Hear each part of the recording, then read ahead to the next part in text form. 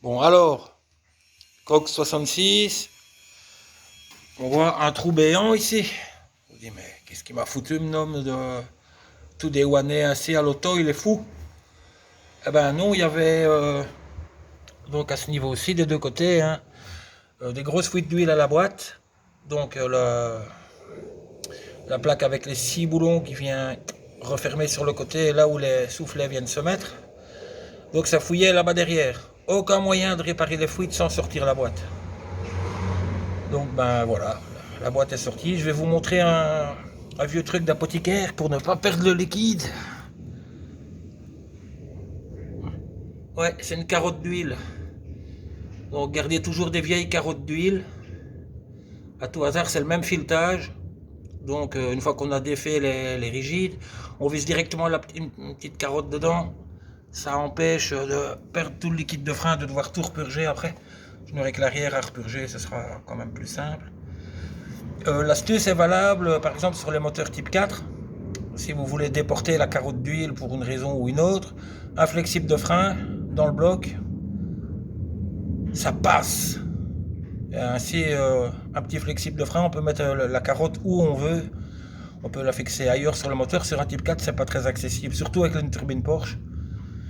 Donc on peut toujours déporter la carotte d'huile grâce à un flexible de frein. Voilà, un vieux truc à la con. Maintenant, on va s'apercevoir d'autres choses. Bon, c'est bien de monter des nouvelles boîtes de chauffage. C'est parfait, mais 66-67, les boîtes étaient un peu spécifiques. Il y avait donc ici un petit tube. Pour ceux qui roulent l'hiver, reconnaîtront l'intérêt de ce tuyau. Parce que c'est ici qu'on vient chercher l'air chaud en fait, par le grand tuyau. Voilà. Ce tuyau, qui est ici beaucoup trop long, je le recouperai parce que c'est un tuyau neuf, ça se vend au mètre. Je le recouperai à la bonne mesure au moment de remonter le moteur. Il faut savoir qu'ici, voilà, sur les filtres à air de cette époque, on a un petit contrepoids ici derrière. Attention, c'est quand même vachement important ceux qui roulent l'hiver. Disons que quand on accélère, là, on ne le verra peut-être pas très bien, mais ça ouvre un clapet ici. Voilà, là, le clapet est fermé. Donc, clapet fermé, on aspire par ici en dessous, au ralenti. Donc, on aspire de l'air chaud. Au plus on accélère, ben, l'aspiration fait que, hop, le petit clapet s'ouvre et on aspire de l'air froid par ici. Voilà, donc ça c'est relativement important, ceux qui roulent tous les jours. Hein. Maintenant, les voitures qui roulent l'été, le dispositif n'est pas vraiment indispensable. Parce que si on cumule, pas le petit tuyau ici, plus la pipe bouchée, l'auto ne fonctionnera jamais, jamais bien. Il est important ce principe. Bon, je vais encore le répéter.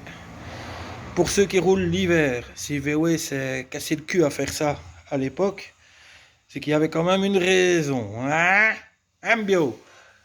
Donc voilà, les boîtes neuves, la boîte neuve, en tout cas celles qui ont été mises, n'avait pas le petit tube. Donc ben, je profite que le moteur est sorti, parce que j'ai une épave de moteur ici, de ces années-là, et il y avait sur la boîte le petit tube. Donc j'ai découpé le morceau, j'ai coupé, j'ai rajouté le tube ici, collé un peu de colle à pare-brise, 3-4 vis autoforantes dedans. Il n'ira pas appeler sa mère, il ne va pas se décrocher tout seul. Alors on va jeter un petit œil sur la boîte qui est sur son support depuis 3 jours maintenant. J'ai remis, attention important, c'est 2,5 litres d'huile, ouais, parfois on oublie, ça arrive. Et c'est encore dégueulasse un petit peu, mais c'est super dry. C'est sec. Pour ça j'ai préféré la laisser un certain temps ici. Voilà. Donc je ne vais pas vous faire le plan de comment remplacer les joints là-bas derrière. C'est un film de boule des années 80 avec la moustache et les poils et tout ce qu'on veut pour aller remplacer les joints là-bas. Donc voilà. Question boîte, bon, elle est pendue depuis 3 jours. Il n'y a pas une goutte qui coule en dessous, donc la boîte on est bon. En même temps, si vous mettez des soufflets neufs, pensez à remplacer ces colliers de misère qui sont vendus avec. Vous mettez des bons colliers Inosc. C'est Inosc là, qui rouille pas. Et qu'on peut serrer ici comme un gros halouf. et qui ne patine pas, qui serre réellement le manchon, parce que bon, les colliers vendus avec, hein.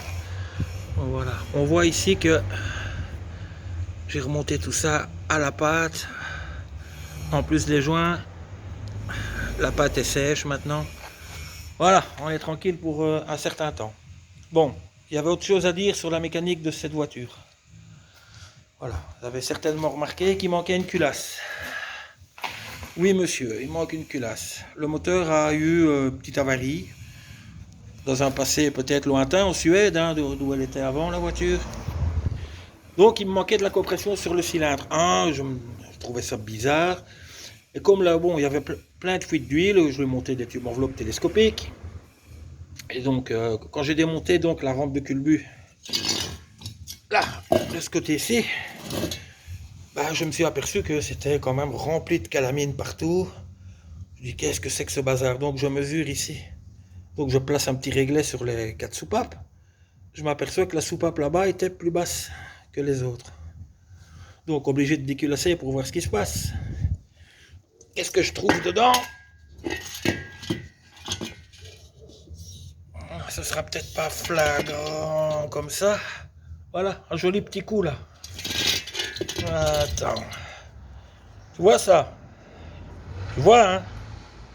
Quand je te dis un truc, regarde, hein? Ça, c'est un ancien coup d'une soupape qui a peut-être cassé ou autre. Ce qui fait que le siège n'est plus tout à fait rond. Il y a un petit plat ici.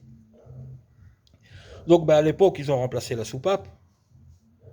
Uniquement la soupape. Donc, elle ne fermait plus à 100% ici. Là, toi, tu ne le sentiras pas, hein, gros. Mais moi, je le sens bien qu'ici, le siège est déformé. Et bon, voilà. Bon, c'est plus rien faire de cette culasse, hein. C'est réparable, mais bon, ça va coûter beaucoup plus cher qu'une culasse 1300 simple admission d'occasion. Hein. Puis on remarque que de toute façon, c'était rempli de fuites d'huile là en dessous. Hein. Donc le remplacement des tubes enveloppes, c'était nécessaire. Donc, pardon. Tant qu'on y est, ben, autant remplacer la culasse. Hein. On voit, ah, mais vous ne verrez certainement pas très bien. Là, comme ça, oui, que le piston est légèrement marqué, mais bon, ça va. Ça va. Ça peut repartir. Donc voilà, il me semblait bien que le moteur n'avait pas toute sa patate, parce qu'un 1300F, ça marche quand même bien, hein, on voit pas... T'as une culasse comme ça, avec une soupape qui ferme à 3/4, ben forcément, t'as un problème de compression sur ton cylindre, et le moteur ne donne pas comme il doit donner. Alors en plus, le moteur qui a froid, ratatouillé à mort, avec une pipe super gelée, là, givrée sans arrêt, plus ce tuyau-là manquant jusque là-bas, ben... ça ne pouvait pas marcher correctement. Alors si en plus ça pisse à l'huile du moteur et de la boîte, ben voilà, c'était le moment de la big révision. Du fait, on a un gros trou ici. Bon, ben au prochain coup, j'ai trouvé une culasse, je dois aller la chercher. Ben, j'espère que pour la prochaine, tout sera remonté, étanche, et tout fonctionnera parfaitement. Maintenant, la seule chose que je peux vous dire, c'est en cours. On verra bien. Ah ouais, parce que oui, encore un petit détail, il faut savoir que la tôle ici, neuve, évidemment, n'est pas percée pour ça. Donc il a fallu quand même repercer un sacré trou avec une tôle, avec une planche de bois en dessous, un morceau de poutrelle. Et voilà, oui, le montage là, c'est pas très beau, hein, mais ça tient bien. Pas moyen de faire autrement, la tôle était quand même pas terrible. La tôle que j'ai récupérée sur l'autre boîte, hein, était quand même pas du tout terrible. Après, je vais quand même mettre un petit coup de peinture grise, un petit coup de truc propre. Là, j'ai monté tout à blanc pour vous montrer que c'était beau, la beauté. Bon, allez les gars, ciao.